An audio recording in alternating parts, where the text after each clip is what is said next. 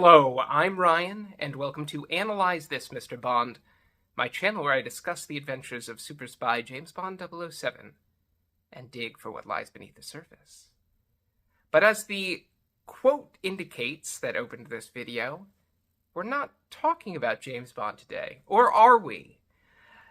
We are talking about the Christopher Nolan film Tenet. This is a video I've wanted to do for a long time, but with the imminent re-release of Tenet to theaters in just a few weeks, it made the timing perfect for this video.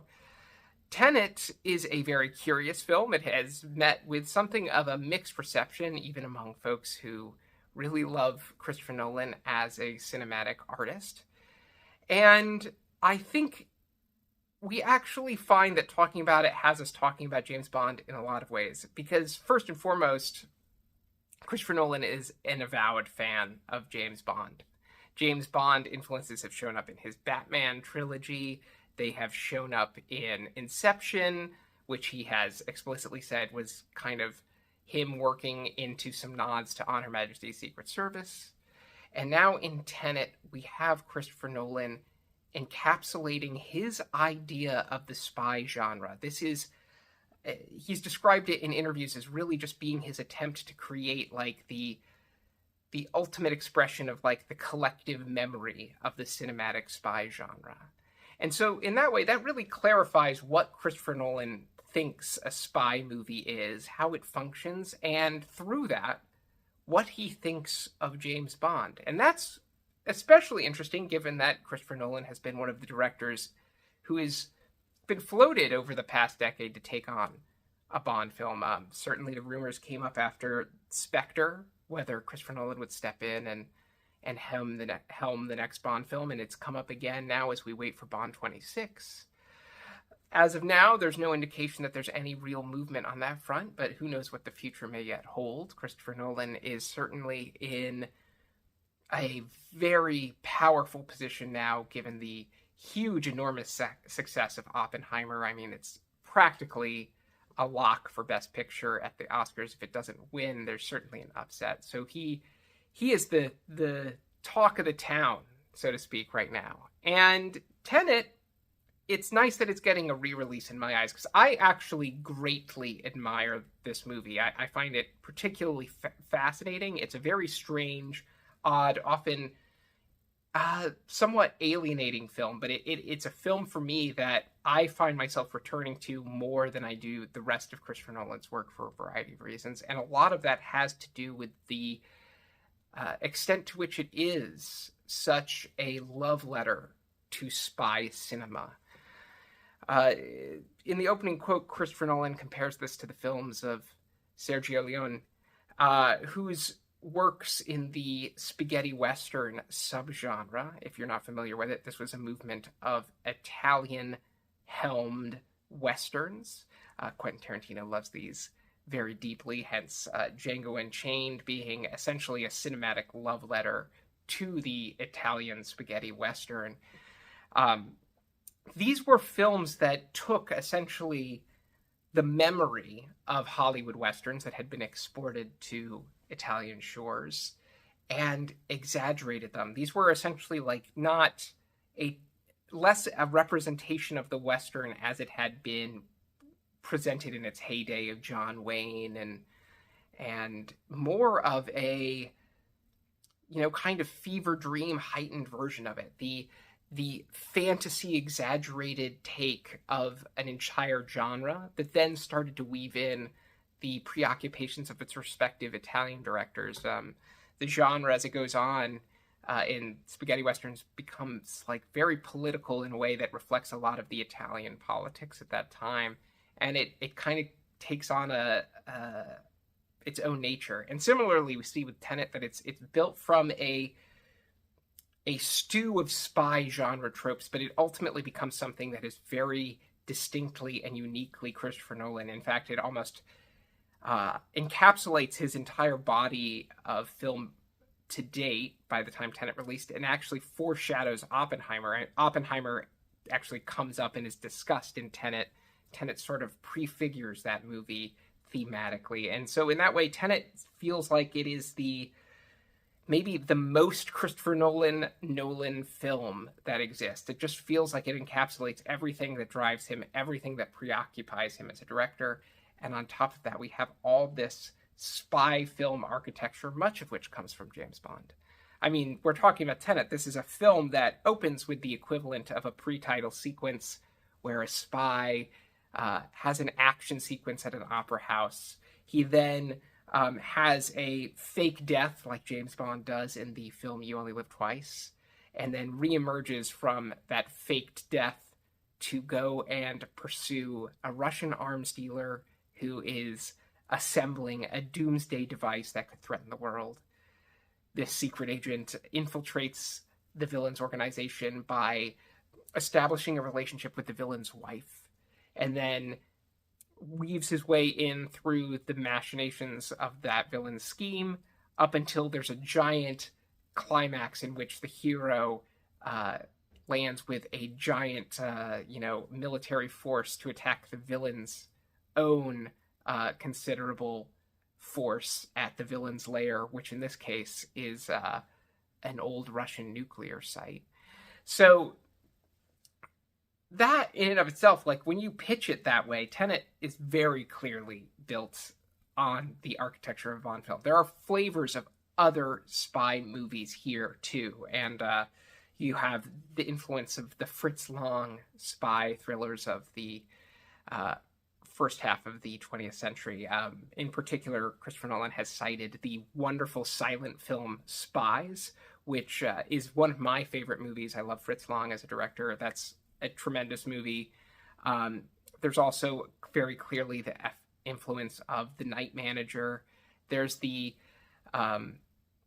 bit of, reference to Harry Palmer through the use of Michael Caine here. So one thing you notice that is very much pulled from the spaghetti western is that there's this sense to exaggerate these trips to make you aware that you are watching a film that is pulling from a pre-established genre code. And the westerns, the spaghetti westerns, especially the Man with No Name trilogy, we're talking about Sergio Leone's Fistful of Dollars for a Few Dollars More and The Good, the Bad, and the Ugly, famously starred Clint Eastwood as a character that became dubbed the Man with No Name.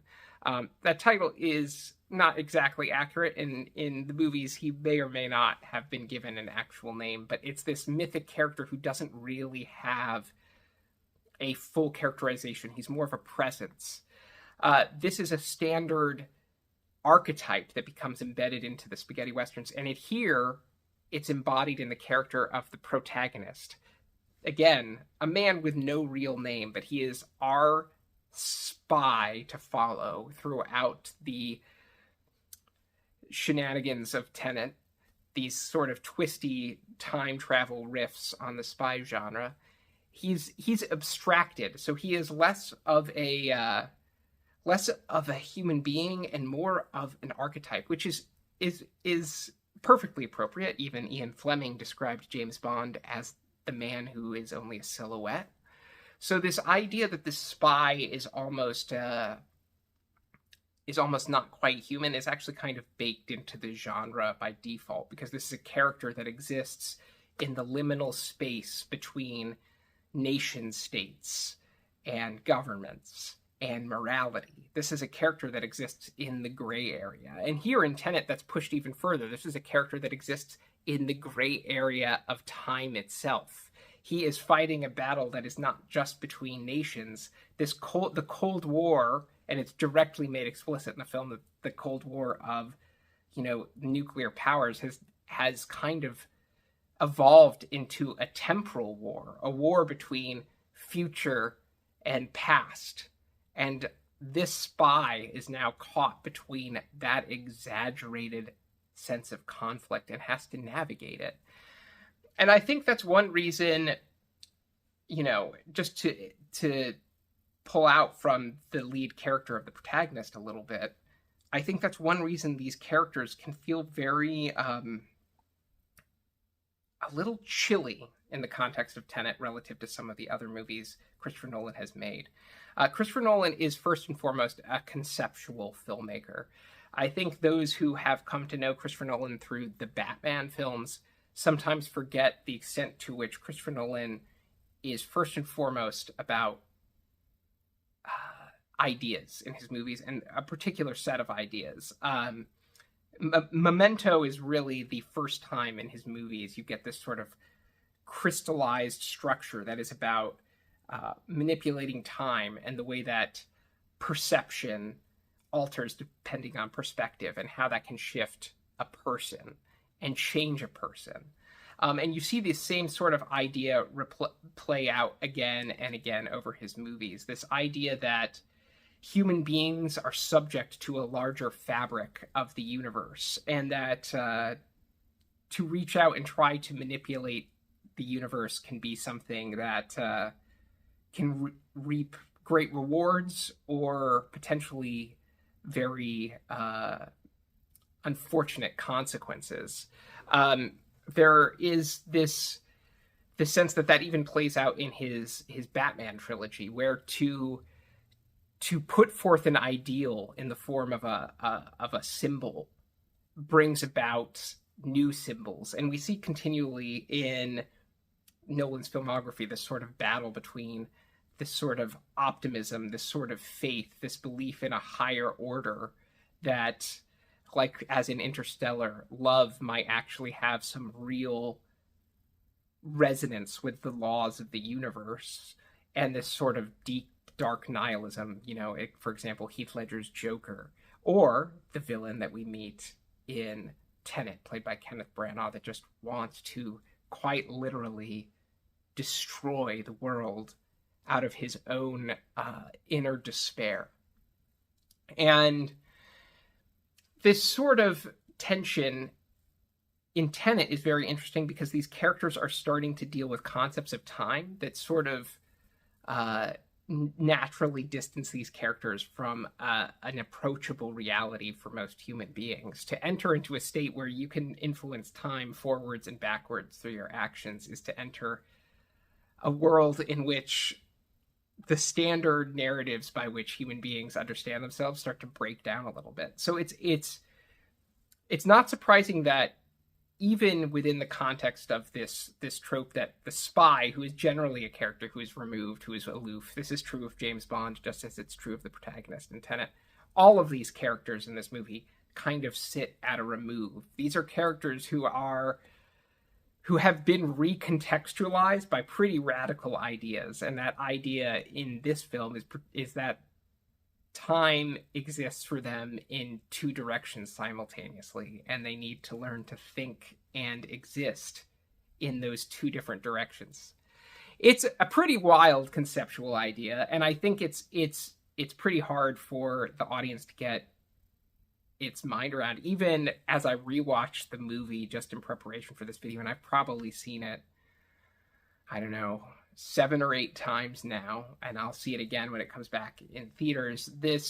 I'm still picking up new details about how the particular time mechanics work, or picking up new details in dialogue. If you're really trying to follow the movie, subtitles definitely helps. There's so much fluid exposition in this movie that it's easy to miss exactly the particulars of how things are unfolding in the intricacies of the plot. But all of these characters kind of sit at a remove naturally, but it's also because it's a genre piece. So these characters are stand-ins for types. That's one reason Elizabeth Debicki is here playing essentially a version of her character from The Night Manager. This is something that spaghetti westerns would often do. They would cast notable actors from Hollywood westerns in these spaghetti westerns to play versions of characters they played before with a slight variation. We see that too here with the sort of cheekiness of Michael Caine appearing to play a character, Sir Michael. It's so on the nose that it's trying to pull you out of that and be like, remember Michael Caine? Remember he's a very important actor in the history of the spy genre. Hey, pay attention to this. This is something that this movie is working with. And when we start to piece that together, we're really starting to get a picture of what Christopher Nolan values about the spy genre, how he understands it fits together. It's there's a sort of interesting level of spycraft that Christopher Nolan is very obsessed with here. The tropes that he's pulling on, like all the catchphrases and keywords, all these dense exposition dumps about how the end of the Cold War and the kind of like dispersal of the nuclear threat gave birth to this opportunity for this new super weapon, the algorithm, this sort of abstracted idea of a doomsday device that's so abstract that it's kind of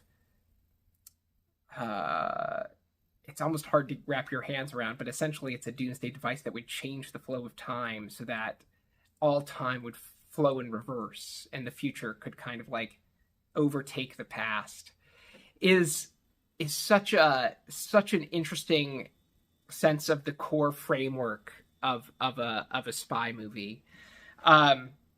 John David Washington plays the protagonist, and I think he's absolutely terrific in this movie. He's actually a significant reason that I love the movie. Christopher Nolan has spoken very strongly about how much he likes Dalton's Bond, how much he likes the Fleming version of Bond.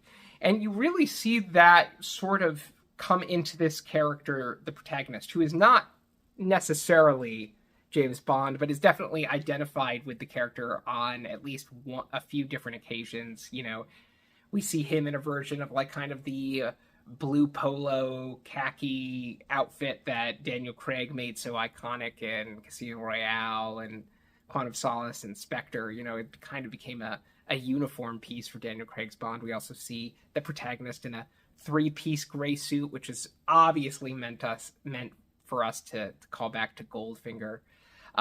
He has a wry sense of humor, and John David Washington's delivery is so cool and deadpan. He's almost like hyper aloof, and it's a sort of ice cold temperament that I find really magnetic in a strange way.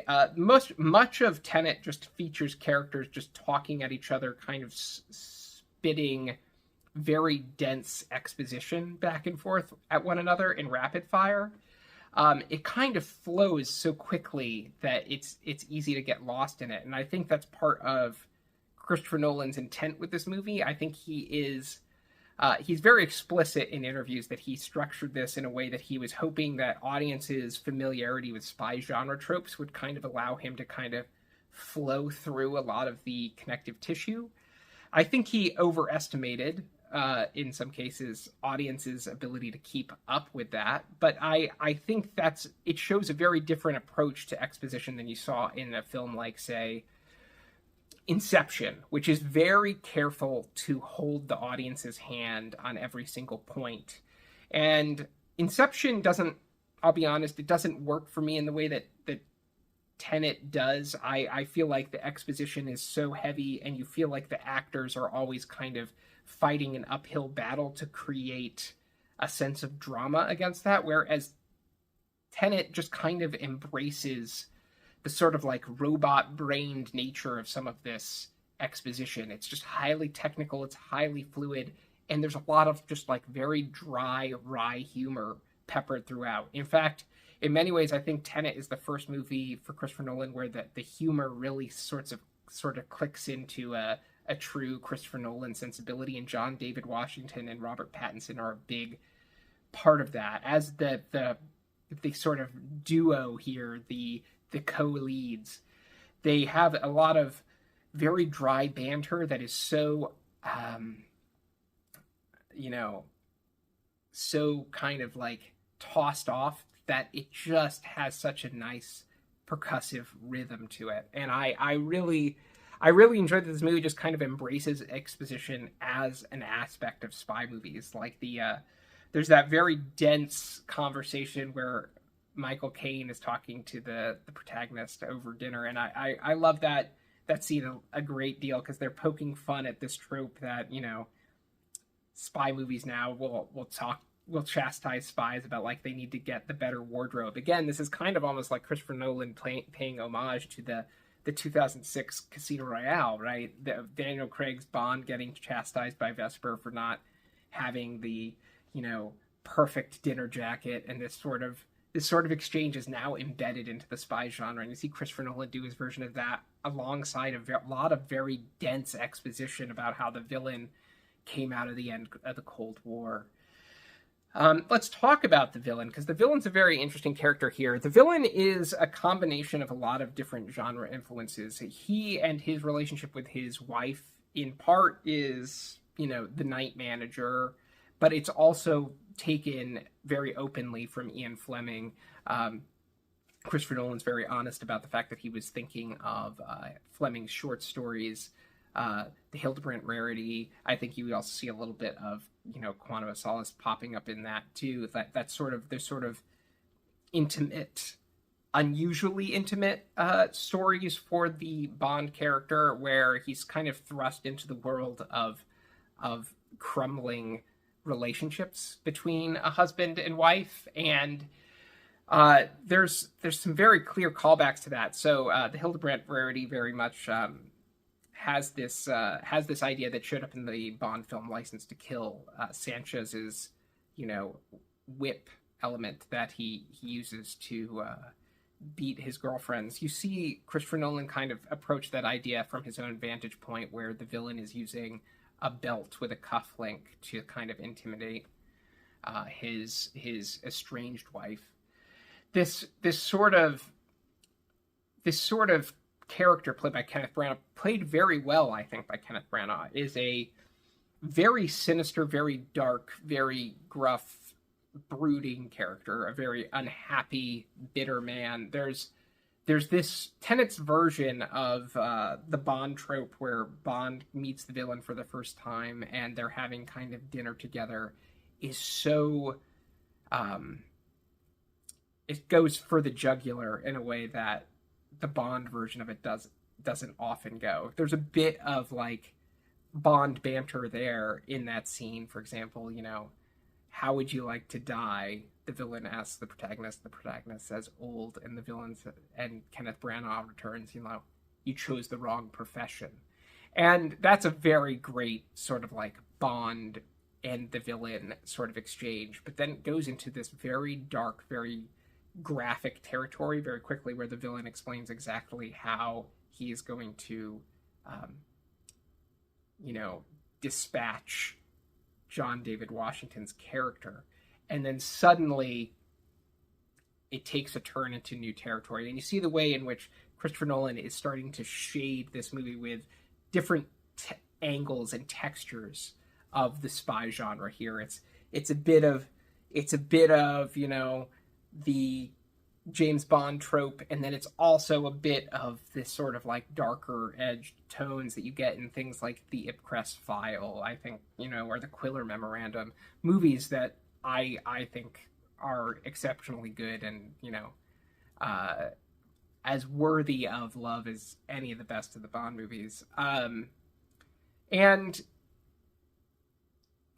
I really appreciate the respect in which, Christopher Nolan does some of the things that the recent Bond movies have done just super well. There's a really terrific and brief fight in a kitchen in Tenet, where John David Washington has just met the wife character, and they've had dinner where he's essentially using her to get to the villain, and the villain is kind of like hyper protective of her, and Bond is brought back into the kitchen to essentially be dispatched, kind of reminiscent of like Skyfall, where Bond says farewell to Severin, and then suddenly the thugs come after him, and John David Washington's character just dispatches these thugs in the most like brief and brutal way possible, and he's just such a professional version of the character. I think if anything, this suggests that what Nolan has said about appreciating the Fleming version of the character and the Dalton version of the character kind of holds true. If he ever does a Bond movie, I would expect to see this sort of focused and direct kind of professionalism brought back to the character. This character is a character who is very singularly focused on his objective and isn't going to let other characters get in his way. And I I appreciate that in Tenet because I appreciate that element of the Bond character in general and have generally missed it when it's been absent. For me, I like my spies to be professionals, working stiffs who are in the world. And even in a film as exaggerated as Tenet, where there's a sort of like science fiction element thanks to the nature of the technology at play, uh, it's embedded right here in the midst of that structure. Um, I'll add that it's not just James Bond and Jean and Le Carre and all these others that you're seeing in the mix. There's Mission Impossible too. I mean, there are at least two notable heist sequences in this movie, potentially, if you count another one, a third, where, you're getting the sense that Christopher Nolan is almost dealing with the architecture of a Mission Impossible heist set piece from his own way. One at a free port, where they kind of break into it by crashing an airplane into it.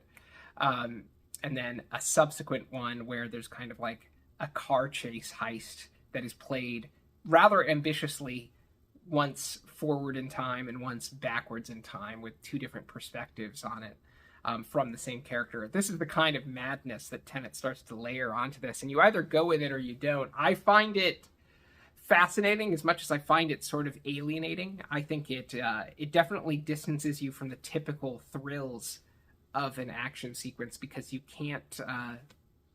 The thrill of an action sequence in typical cinema and in typical James Bond cinema is that you're kind of able to follow the character and his decisions as he goes, because it's all making sense to you.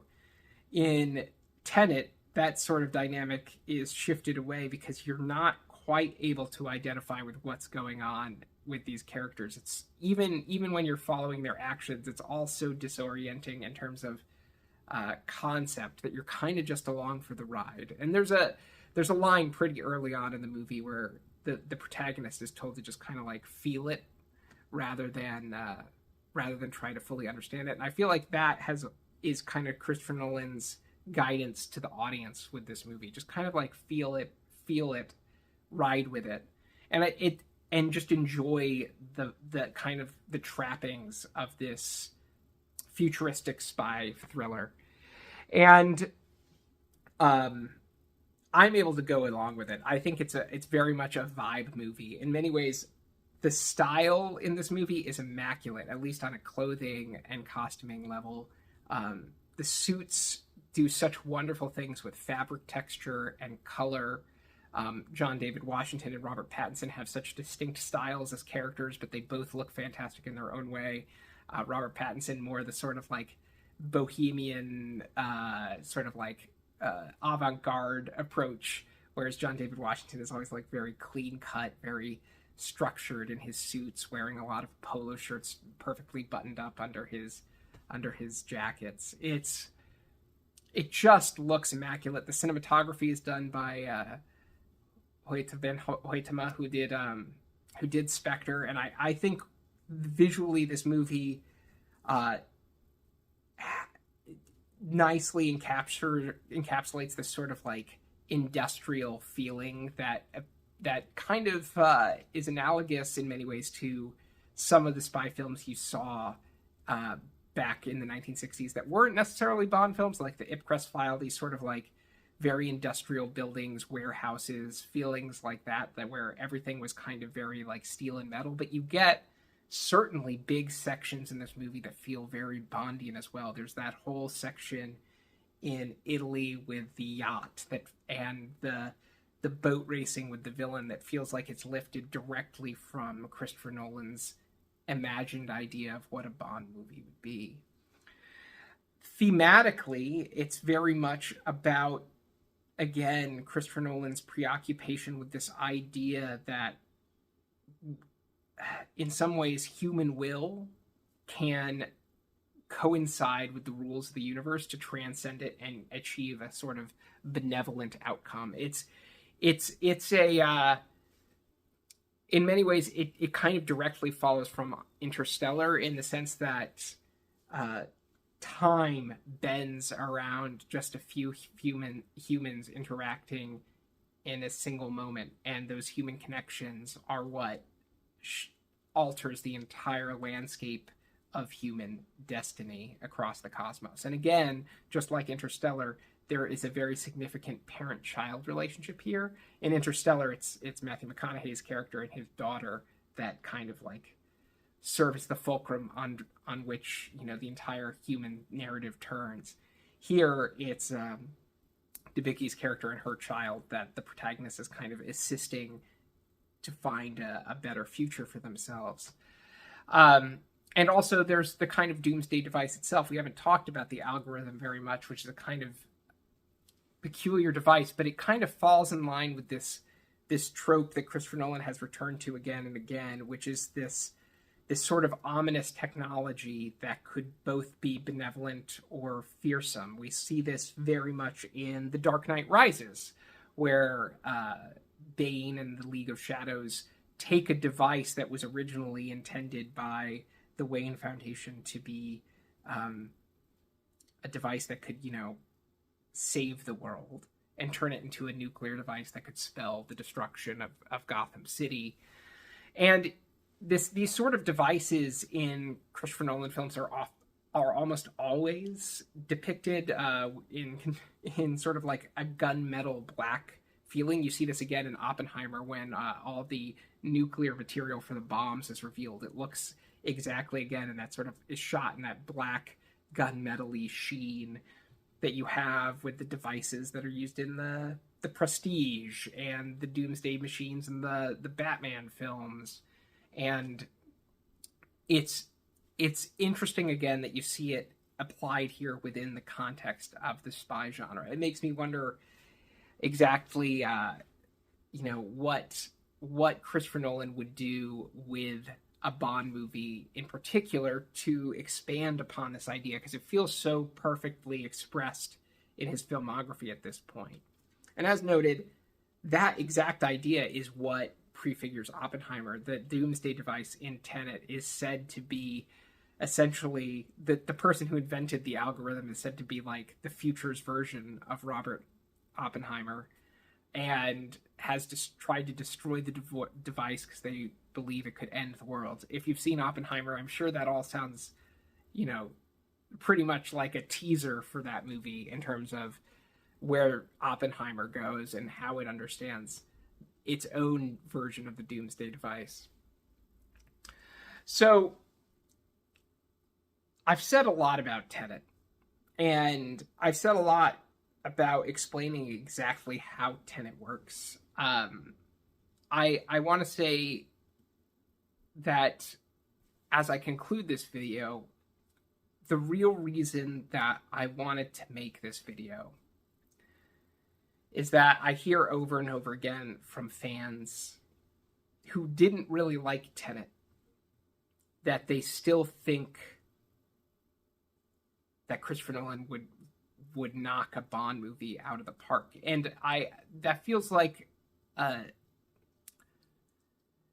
interesting statement to me, because I think nothing in Christopher Nolan's filmography so directly showcases what his vision of Bond might be other than Tenet. And I like Tenet a lot, so if Christopher Nolan gets the gig, I'm on board for it. But I think Bond fans, those of you out there, I urge you to take a look at Tenet and really consider what it's doing, how it's trying to frame the Bond series, the spy genre as a whole, and apply that in an exaggerated context of science fiction to kind of bring out those core themes that were already there in the spy genre, and think about what a Christopher Nolan Bond film could actually be like.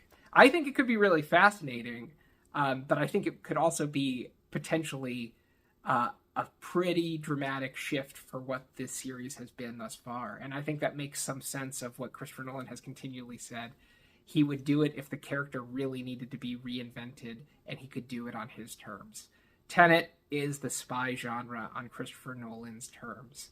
And I think it's a pretty interesting place to start to understand Christopher Nolan's preoccupations and his approach to cinema on the whole. So I've been rambling for over 30 minutes here, so I'm going to draw it to a close. In my next video, we'll be getting back to the Bond movies. We'll be picking up with Roger Moore's For Your Eyes Only. I hope to catch you there.